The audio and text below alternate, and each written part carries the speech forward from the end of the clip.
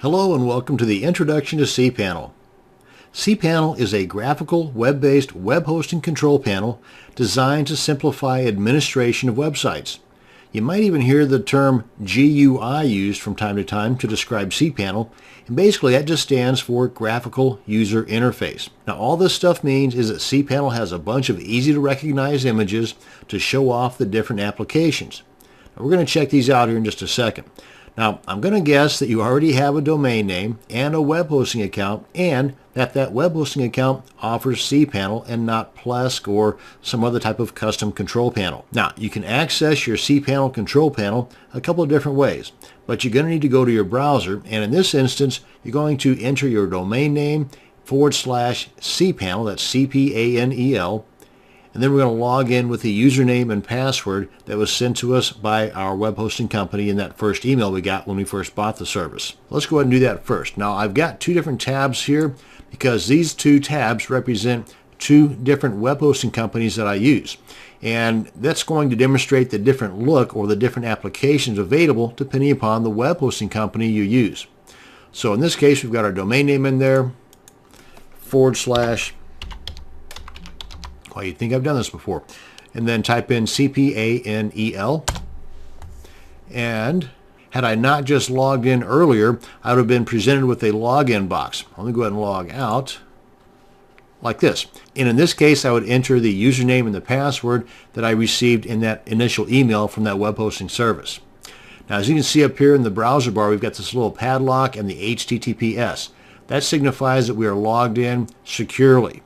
Now let's do the same thing over here, and a different way to log in is you type in the domain name in the browser bar like we've got there, and instead of a / in cPanel, we put a colon, that's the two dots, and then a number, either 2082, that's the unsecure login, or 2083, like this, and that's the secure login method. So let's try the 2082.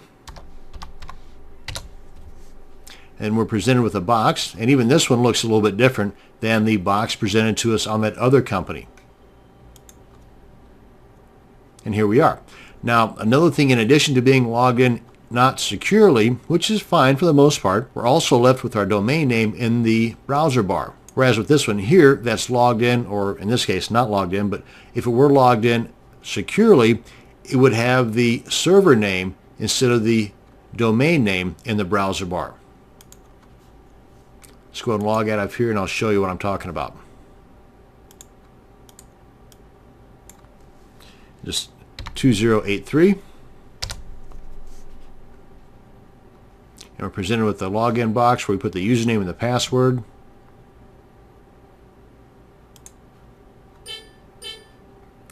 Log in.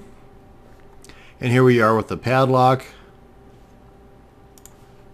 and the HTTPS and the server name. No longer is it showing the domain name. So those are the different ways in which you can log in.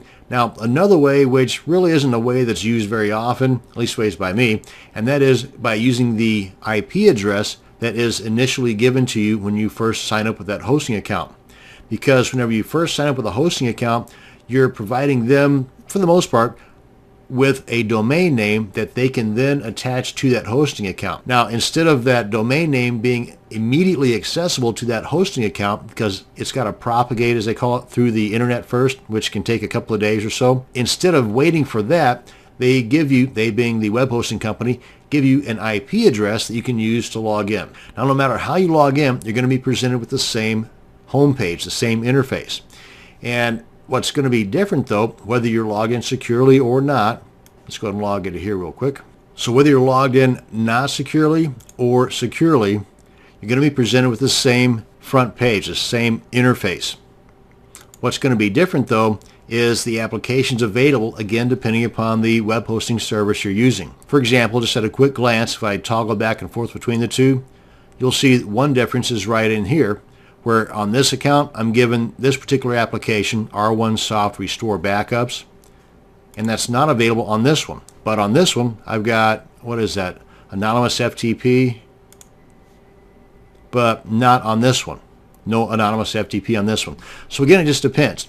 The thing though is that if you see an application or you encounter an application either through this video or another video or some other means, and it's something that you might be interested in using, simply contact your web hosting company and tell them, hey, what's the worst that's going to happen? They'll say no. But a similarity between cPanels, no matter what hosting account you're going to have, is the setup. You're going to have different panels with these different applications here.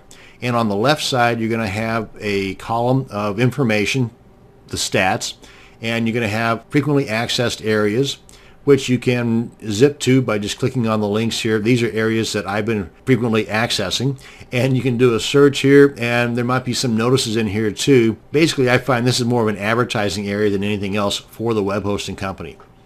But under the stats here, be familiarized with what is available here, because in some scripts that you're going to use, they might require you to know the path to SendMail or the path to Perl.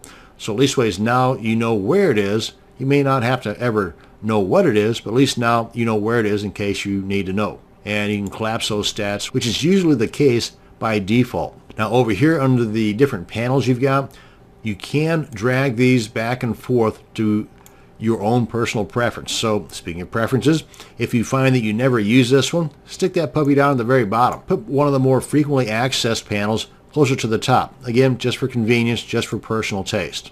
Totally up to you. And you can also collapse these guys just to get them out of the way, like so. And that's going to bring us to the end of this video on an introduction to cPanel. Thank you very much for watching, and you have a great day.